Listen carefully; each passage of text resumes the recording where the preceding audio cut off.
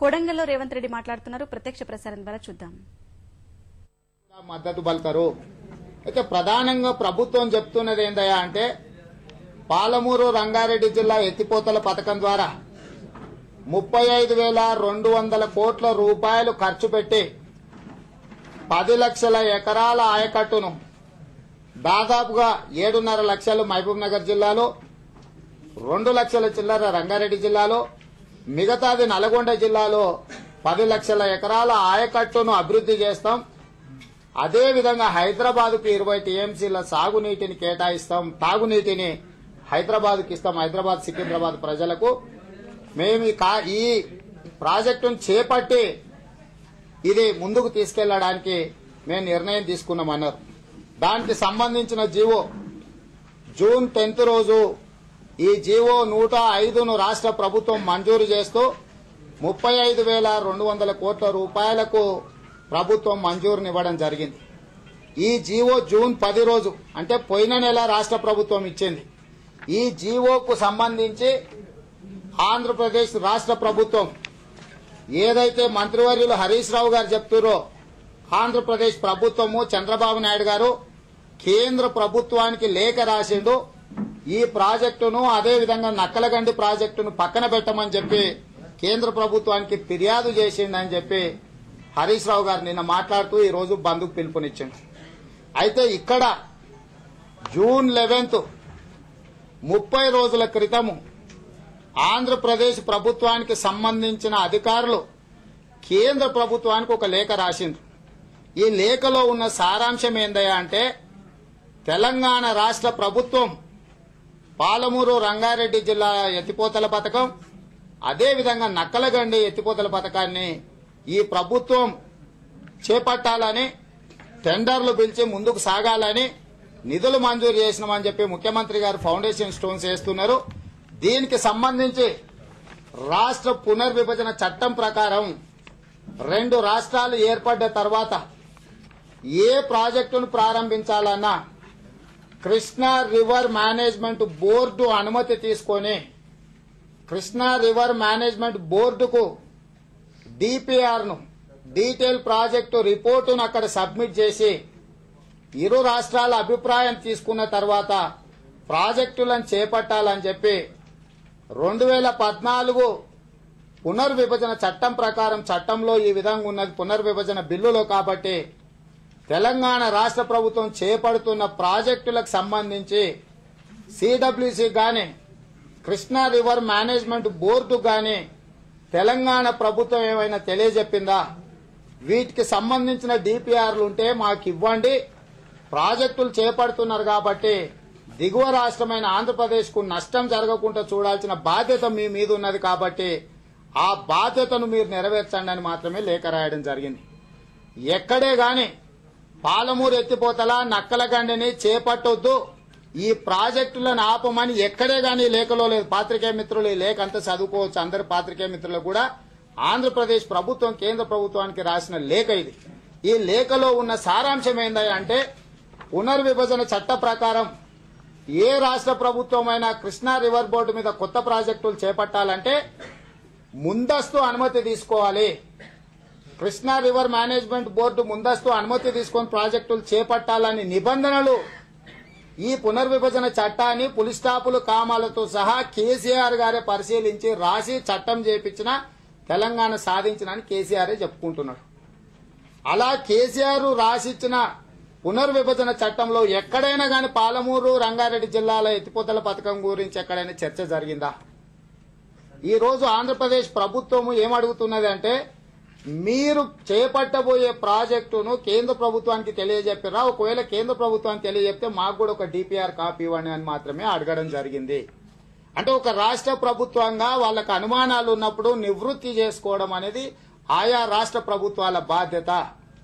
తెలంగాణ రాష్ట్ర ప్రభుత్వాన్ని కూడా పునర్విభజన చట్టంలో జరిగిన నష్టాల మీద పదే తెలంగాణ రాష్ట్ర ప్రభుత్వం కేంద్ర ప్రభుత్వానికి లేఖలు రాసి సవరణలు తెచ్చుకొని వివరణలు తీసుకొని ఈ రోజు తెలంగాణ రాష్ట్ర ప్రభుత్వం పరిపాలన కొనసాగిస్తుంది. ఈ లేఖలో ఉన్న సారాంశం అది. ఇది జూన్ 11 రోజు జరిగింది.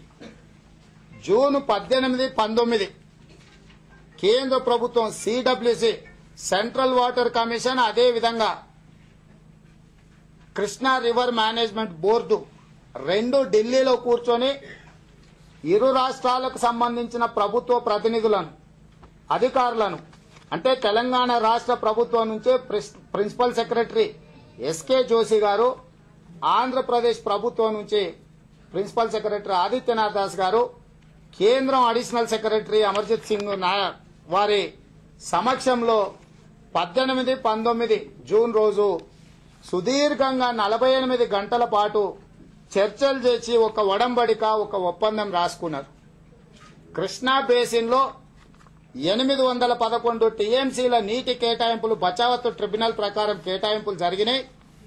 ఈ 811 టీఎంసీలలో 512 టీఎంసీలు ఆంధ్రప్రదేశ్ ప్రభుత్వం వాడుకుంటుంది.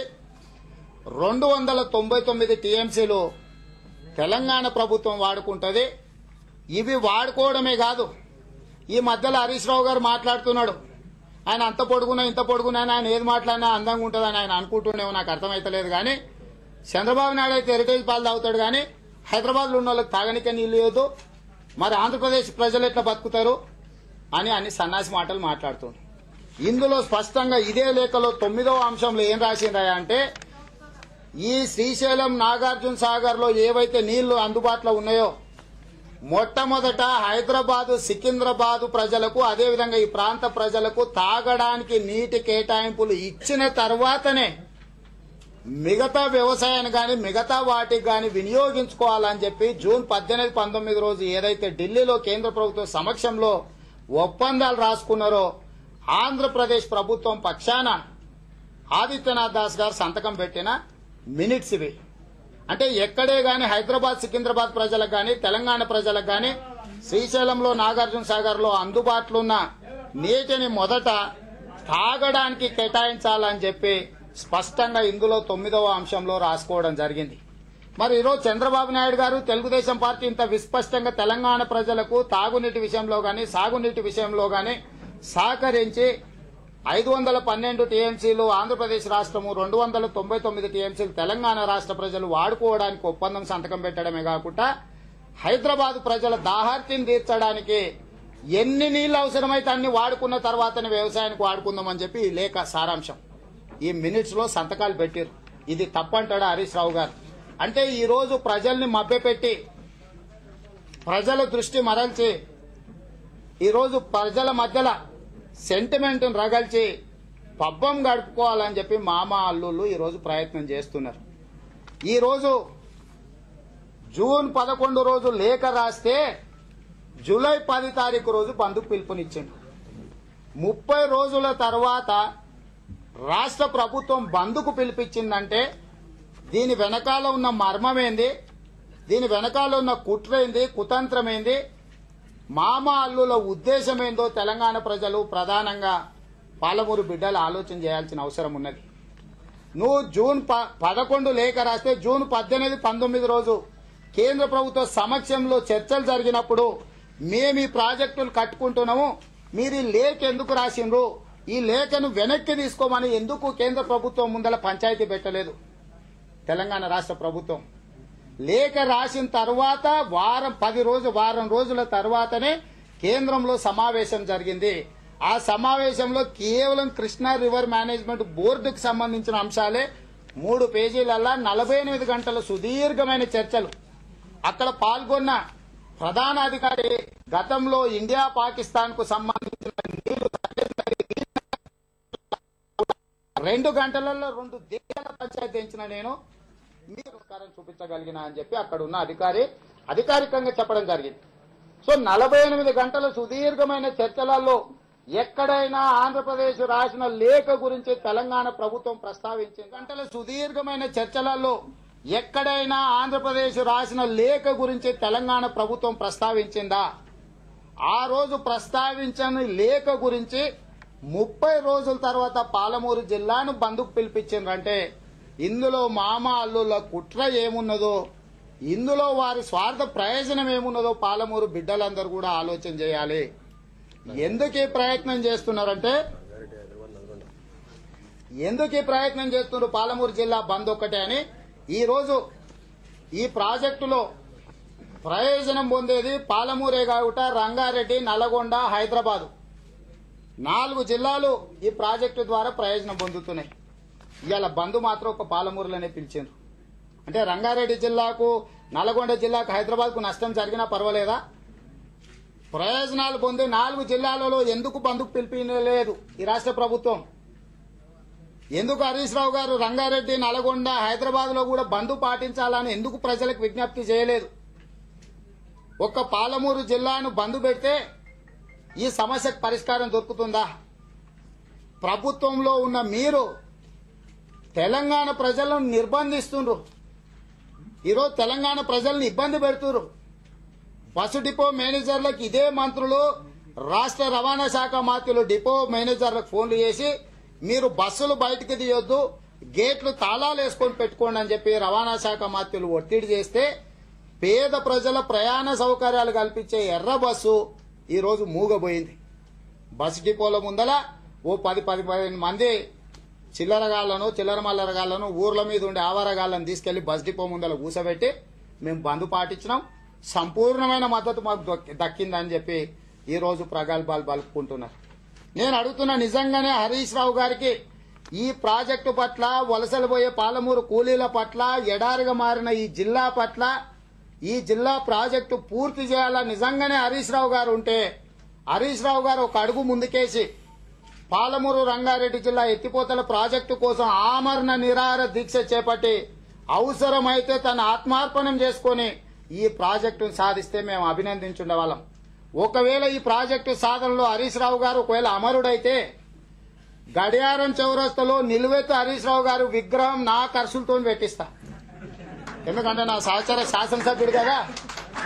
నా జిల్లా ప్రజల తాహార్తిని తీర్చడానికి, ఎడారిగా మారిన నా జిల్లాను బాగు చేయడానికి, వలసలు పోతున్న లక్షల మంది పాలమూరు కూలీల బతుకులను బాగు చేయడానికి హరీష్ రావు గారు ఆత్మ బలిదానం చేసుకుంటే ఆ బలిదానాన్ని గుర్తించాల్సిన బాధ్యత సహచర శాసనసభ్యుడిగా నా మీద ఉన్నది. స్వయంగా రాష్ట్ర ప్రభుత్వం నాకు ఇచ్చిన జీతంలోకి వెళ్లి నిధులను కేటాయించి గడియారం చౌరస్తాలో మహబూబ్నగర్ లో హరీష్ రావు గారి విగ్రహాన్ని పెట్టించి ప్రతి సంవత్సరం ఆ విగ్రహానికి దండేపించే బాధ్యత నాది, మా కార్యకర్తలు. నిజంగానే ఒకవేళ ఆయన ప్రజల పట్ల ప్రేమనే ఉంటే పేద ప్రజలకు ఇబ్బంది కలిగే బంధులు కాదు, త్యాగం చేయడానికి ముందుకు రావాలి. కేంద్ర ప్రభుత్వం ముందల పోరాటం చేయాలి. ఆంధ్రప్రదేశ్ ప్రభుత్వం ఒకవేళ అక్రమంగా ఈ ప్రాజెక్టులను ఆపితే అఖిల పక్షాన్ని ఏర్పాటు చేయాలి. అన్ని రాజకీయ పార్టీలను కూడగట్టుకోవాలి, ప్రజా సంఘాలను కూడగట్టుకోవాలి, ప్రభుత్వాల మీద పోరాటం చేయాలి. కానీ చిల్లర మల్లర ప్రయత్నాలు చేసి సెంటిమెంట్ను రగల్చి ఏదో రాజకీయ ప్రయోజనం పొందాలని చెప్పి ఈరోజు హరీష్ రావు గారు ప్రయత్నం చేస్తున్నారు. ఈ ప్రయత్నకారులకు అన్నిటికీ కారణం జూలై 4 తారీఖు రోజు ఏవైతే స్థానిక సంస్థల ఎన్నికలు జరిగినాయో తెలంగాణ రాష్ట్రంలో 9 ఎంపీటీసీ ఎన్నికలు జరిగితే ప్రభుత్వం 9 ఎంపీటీసీలకు పోటీ చేస్తే 4 మాత్రమే గెలిచింది టీఆర్ఎస్. తెలుగుదేశం పార్టీ 6 ఎంపీటీసీలకు పోటీ చేస్తే 4 ఎంపీటీసీలు గెలిచింది. కాంగ్రెస్ పార్టీ 1 గెలిచింది. అదేవిధంగా ఖమ్మం జిల్లాలో 2 ఎంపీపీలకు పోటీ జరిగితే 1 ఎంపీపీ మా పార్టీ గెలిస్తే ఇంకొక ఎంపీపీ వైఎస్ఆర్ పార్టీ గెలిచింది. ఆదిలాబాద్ జిల్లాలో కోవలక్ష్మి అని చెప్పి ఆ శాసనసభ్యురాలు గతంలో సర్పంచ్గా ఉండి ఎమ్మెల్యే అయిన తర్వాత శాసనసభకు రాజీనామా చేస్తే ఆ సర్పంచ్కి ఎన్నికలు జరిగిన ఉప ఎన్నికలు. ఆసిఫాబాద్ ఉప ఎన్నికలలో కోవలక్ష్మి సొంత కూతురు అంటే శాసనసభ్యురాలు కూతుర్ని సర్పంచ్గా ఎన్నికలలో పోటీ పెడితే తెలుగుదేశం పార్టీ 2894 ఓట్లతోటి ఆసిఫాబాద్ సర్పంచ్ను కైవశం చేసుకోవడం జరిగింది. ఇక వరంగల్ జిల్లా ఉద్యమాల గడ్డ, కేసీఆర్ కు అడ్డా అని చెప్పుకునే మేడారం మా అక్క సీతక్క కాన్స్టిట్యున్సీలో సమ్మక్క సారక్క ఎక్కడైతే ఉందో సమ్మక్క సారక్క ఉన్న ప్రాంతంలో ఎంపీటీసీ ఎన్నికలు జరిగితే ఆ ఎంపీటీసీని కూడా తెలుగుదేశం పార్టీ గెలుచుకున్నది. ఈరోజు భారతీయ జనతా పార్టీ కూడా సపరేట్ గా నిలబడ్డది. అక్కడ ఏ పార్టీ మద్దతు లేకుండా తెలంగాణ ఉద్యమానికి టీఆర్ఎస్ కు అడ్రస్ అని చెప్పుకునే కేర్ ఆఫ్ అడ్రస్ అని చెప్పుకునే వరంగల్ జిల్లాలో మేడారంలో తెలుగుదేశం పార్టీ సైకిల్ సింబల్ మీద కారు సింబల్ కేయాలన్నా సైకిల్ సింబల్ కేయాలన్నా అని సింబల్స్ బ్యాలెట్ పేపర్లో ఉంటే సైకిల్ సింబల్ మీద ఓట్లేసి మేడారం బిడ్డలు తెలుగుదేశం పార్టీని గెలిపించారు. అదేవిధంగా రంగారెడ్డి జిల్లాలో గెలిపించారు. మీకు తెలుసు కొడంగల్లో జరిగిన ఎంపీటీసీ ఎన్నికలలో కూడా మాకొచ్చిన మెజారిటీ అంతా కూడా ఈరోజు టీఆర్ఎస్ ఓట్లు రాలే. 2 మంత్రులు 3 రోజులు ఇక్కడనే పండుకొని లేచి పంచిపెట్టి పోలీసులను పెట్టి పహారాలు కాసి మా కార్యకర్తలను కొడితే నేను కూడా ప్రచారానికి వెళ్ళలే. మా జడ్పీటీసీ బాల్సింగ్ నాయక్ ఒక్కడే ఒంటి చేత్తో ఎంపీటీసీ ఎన్నికలు చేసి మా మెజారిటీ అంతా కూడా టీఆర్ఎస్ కు ఓట్లు రాలేదు. ఇక్కడ అంటే మొత్తం తెలంగాణ ప్రాంతంలో ఖమ్మం జిల్లా కావచ్చు, ఆదిలాబాద్ జిల్లా కావచ్చు, వరంగల్ జిల్లా కావచ్చు, మహబూబ్ నగర్ జిల్లా కావచ్చు, షాద్ నగర్ లో సర్పంచ్ కావచ్చు, కొడంగల్లో ఎంపీటీసీ కావచ్చు, మిగతా ప్రాంతాలలో కూడా ఎన్నికలు జరిగితే కళ్ళు తిరిగిపోయే టీఆర్ఎస్ కు కేసీఆర్ కు చక్కెర వచ్చి జ్వరం వచ్చే పరిస్థితుల్లో ఫలితాలు వచ్చినాయి. ఆ ఫలితాలలో తెలుగుదేశం పార్టీ గెలవడంతో ఈరోజు మామ అల్లులకు ఒకటి అర్థమైపోయింది. పరిపాలన మన వల్ల కాదు, పరిపాలనలో వైఫల్యం చెందినం. ఇక ప్రజల్ని రెచ్చగొట్టి సెంటిమెంట్ను పెంచి సెంటిమెంట్ ముసుగులో ప్రభుత్వాన్ని కాపాడుకోవాలని చెప్పి మామ అల్లుల కుట్ర ఫలితమే 10 తారీఖు రోజు పాలమూరు జిల్లా బంద్. ఇక ఆ ఇద్దరికి ఇక్కడ జూపల్లి కృష్ణారావు ఒకటి తోడాయన. ఇక ఆయన ఉపన్యాసాలు ఎట్లున్నాయంటే పొంకనాల పోసిగానికంటే 3 ఎడ్లంట 36 దొడ్లంట. జూపల్లి కృష్ణారావు వ్యవహారం అట్లుంది. ఆయన ఏం మాట్లాడతాడో ఎందుకు మాట్లాడతాడో తెలియదు. ఆ ప్రభుత్వంలో ఆయనే గత ప్రభుత్వాలన్నీ మోసం చేసినాయంటాడు. గత ప్రభుత్వంలో నువ్వే కదా మంత్రివి, ప్రారంభించిన కలువకుర్తి ఎత్తిపోతలు నీ నియోజకవర్గమే కదా, నువ్వే కదా కిరణ్ కుమార్ రెడ్డిని కొల్లాపూర్ తీసుకొచ్చి తెలంగాణ ఉద్యమకారులు ముందుకొస్తే లాఠీ చార్జ్ చేయించి అక్రమ కేసులు పెట్టి కాళ్ళు చేతులు ఇరగొట్టించి పోలీస్ స్టేషన్లలో నిర్బంధించింది నువ్వు కాదా? నువ్వు తెలంగాణ ద్రోహి కాదా? ఇవాళ కేసీఆర్ పంచన చేరినంత మాత్రాన, కేసీఆర్ కూటమిలో ఒక చెంచావైనంత మాత్రాన ఇవాళ నువ్వేదో తెలంగాణ ఉద్యమకారుడు అయినవా అని చెప్పి నేను ఈరోజు అడుగుతున్నా జూపల్లి కృష్ణారావు. వీళ్ళందరూ కలిసి మమ్మల్ని ప్రశ్నిస్తున్నారు తెలంగాణ తెలుగుదేశం వాళ్ళు ఎక్కడ పోయిందని. తెలంగాణ తెలుగుదేశం వాళ్ళు ఎక్కడ పోలే, ఇక్కడనే ఉన్నారు, ప్రజల మధ్య ఉన్నారు. ప్రభుత్వం చేస్తున్న తప్పిదాల మీద మేము పోరాటం చేస్తున్నాం. అయితే ఈరోజు ప్రధానంగా పాత్రికేయ మిత్రులు కూడా గమనించాలి. గతంలో వైఎస్ఆర్ కు ఒక ఆత్మ ఉండేది. ఆ ఆత్మనే ఈ రాష్ట్ర ప్రభుత్వాలను, సంస్థల్ని, వ్యవస్థల్ని అన్నిటిని కూడా శాసించేది. ఇవాళ ఆత్మ వైఎస్ఆర్ ఆత్మ వచ్చి కేసీఆర్ ఆవహించింది. కేవీపీ రామచంద్రరావు అనే వైఎస్ఆర్ ఆత్మ ఈరోజు ఈ రాష్ట్ర సర్కార్ను నడుపుతున్నది. ఈరోజు ఈ రాష్ట్ర సర్కారులో జరుగుతున్న ప్రతి నిర్ణయం, ప్రతి అధికారి బదలాయింపులు, అధికారుల నియామకాలు ఈరోజు కేవీపీ రామచంద్రరావు గారి కనసాగలలో జరుగుతున్నది.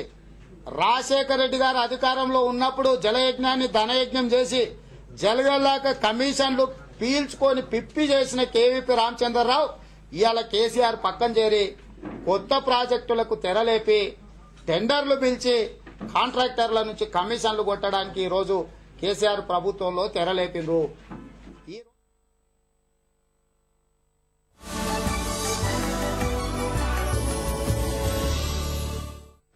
ఈ రోజు నీ చేతి వంటైతే అమ్మను గుర్తు చేసింది. ఇంకొంచెం తెస్తాను. हमारा इरादा ये है कि अगर आप एक सिलेंडर छोड़ते हो तो मैं वो सिलेंडर उस घर को देना चाहता हूं जिसमें लकड़ी का चूल्हा है और जिसके कारण पॉल्यूशन होता है और जिसके कारण उनके बच्चों को धुएं में पलना पड़ता है और बीमारी का घर हो जाता है. ఫోన్ లో ఏం చేస్తున్నారు మీరు? మన ఎల్పీజీ సబ్సిడీని గివప్ చేస్తున్నా. ఉన్నట్టుండేందుకు? నేను మా అమ్మని కట్టె పుల్లలు తెస్తుంటే చూశాను. నా కోసం వంట చేస్తున్నప్పుడు పొగలో అమ్మ కళ్ళు మండిపోవటం చూశాను. నేను దీన్ని గివిటప్ చేస్తే ఈ రోజుకి కట్టెపొయ్యి మీద వంట చేసుకుంటున్న ఎంతో మంది అమ్మలకు గ్యాస్ కనెక్షన్ దొరుకుతుంది. మీరు కూడా మీ సబ్సిడీని వదులుకునేందుకు www.mylpg.in లేదా givitup.in పై లాగిన్ కండి. పెట్రోలియం మరియు సహజ వాయువుల మంత్రిత్వ శాఖ ద్వారా ప్రజాహితార్థం జారీ.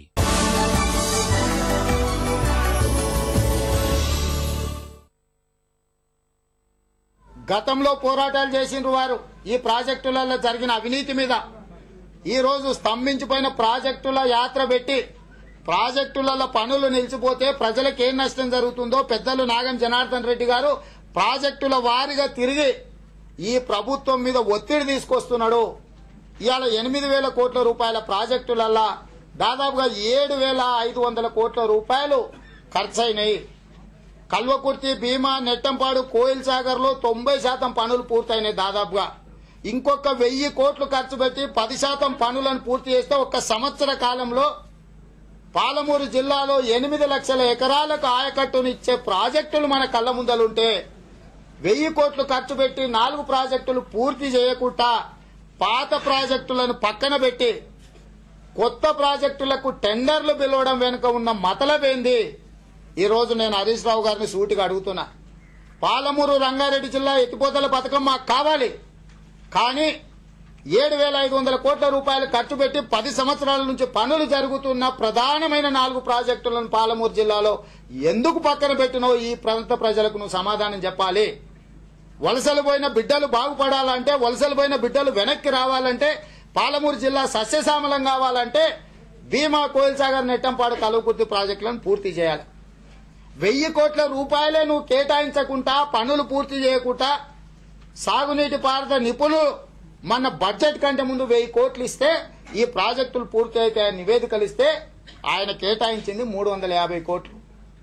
35,200 కోట్ల రూపాయలు టెండర్లు పిలిచి కాంట్రాక్టర్ల దగ్గర కమిషన్లు కొట్టడానికి నీకు మామకు చేతిలో నీవు